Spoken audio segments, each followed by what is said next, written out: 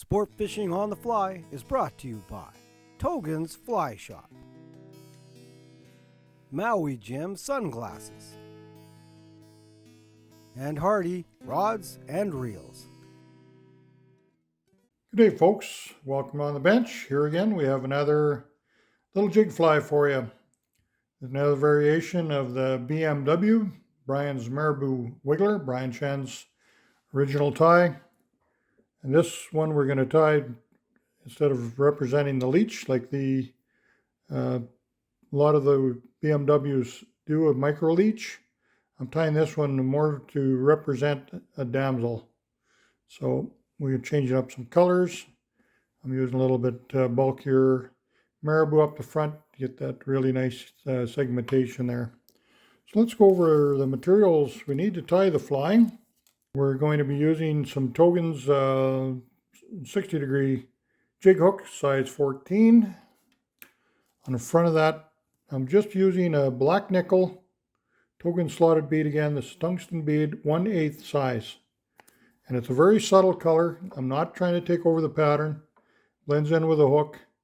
I've tied jigs over the years with just lead jigs, poured jigs that we had custom poured for us, and just let the pattern do the work for you. You don't have to get them all too bright all the time. Then for the thread, I'm going to use some olive dun thread. This happens to be 6/0. If you have 8/0, that's good or even better. They're going to be using some ribbing. We need some ultra wire here. This is a Brassie size in hot yellow or gold. I'm using the hot yellow.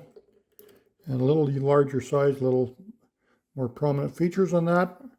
And then underneath the tail, you're going to see just a little sparse piece of this angel hair. This is rusty olive, and it's a very, very nice color. I've used a lot of that over the years, and the fish really like to eat that. And then we need, which is really important for these BMWs, is have some good long blood quill from your Marabou. The nice fluffy and lengthy fibers, and that's what is really the secret to this fly. It's really a simple pattern. It needs to be tied properly though, and don't let the simplicity fool you. You don't need all the fancy legs and bells and whistles to catch fish. This pattern over the years has produced very, very well for so many people. Like I say, here's the same pattern. I'm just tying it, instead of making it look like a leech, I want to make it look like a damsel. So I'm just changing basically the length of the tail, and I'm just going to get a little more robust body on there. I like my leeches really thin. For this damsel, I just want to make sure I got that nice buggy Marabou body there. So here's a little sparse under the tail. That's going to, remember, this is going to ride upright, so when I tie it that way, it's going to actually be on top of the Marabou when we go to fish it. It'll be, remember when you're tying jigs, everything's upside down.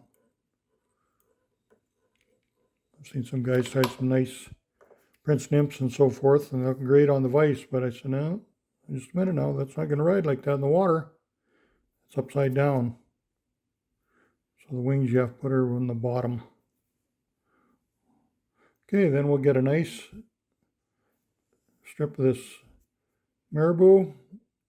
Get her tail measured out. I'll make that a little bit longer than the body, and get a good couple turns at the rear. Then we'll come in here, take my thread right to the front. Make sure my bead, you see the bead's not quite set down there. It needs a half a turn, and then it fits down snug. Okay, so you see that now where it's actually sitting down a little tighter. All right, then I'm going to turn this Marabou in my fingers here, just make a little rope. Hurl rope, see that nice buggy Marabou?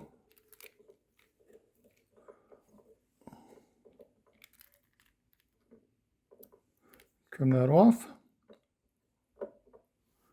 And then we'll reverse wrap the Marabou. I'm taking about 4 turns. Give nice some segmentation there. And you still got the Marabou herl coming out, giving you a little buggy nature. That looks really, really good in the water. But it's a wonderful little pattern. And like you hang that under an indicator. Don't fish it deep like a leech or where the fish are maybe holding in really deep water. The damsels are going to be a little higher in the water column generally, so I don't know. I'd call it probably anywhere from 4 feet to 6, 8 feet maybe. Depends on the lake you are, the clarity, and wherever. But get close to the weeds. You'll know you can mark your depths and so forth, and it can be fished mid column too, so you don't have to hang it right on the bottom. It's a great little fly. You hang that under a cork, you're gonna catch a lot of really nice rainbows with that. So thanks again to Brent Schlenker for another great pattern. And don't forget this color here, olive dun, if you can find it. It is a great color. It's a brownish olive color, not a dirty olive. It's a little olive dun is what it is, and I buy that bulk, and it's a great coloration. You can get it from any of your fly shops. So thanks a lot for watching. We'll catch you again real soon.